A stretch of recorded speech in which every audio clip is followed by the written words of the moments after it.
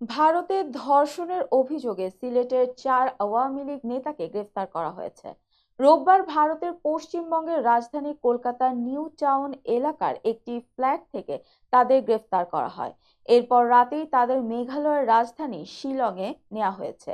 গ্রেফতার ব্যক্তিরা হলেন সিলেট জেলা আওয়ামী লীগের সাধারণ সম্পাদক অ্যাডভোকেট নাসির উদ্দিন খান, সিলেট মহানগর যুবলীগের সভাপতি আলম খান মুক্তি, সহ সভাপতি রিপন ও সদস্য জুয়েল।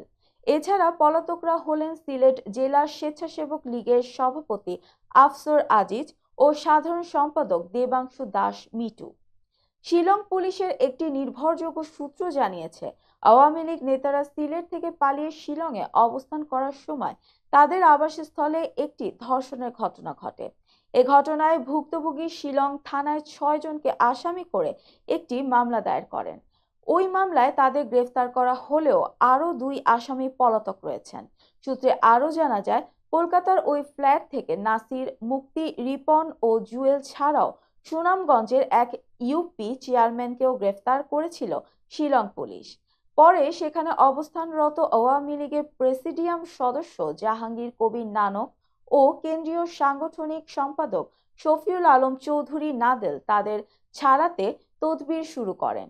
এরপর মামলার এজাহারের নাম না থাকায় ওই ইউপি চেয়ারম্যানকে ছেড়ে দেওয়া হয়।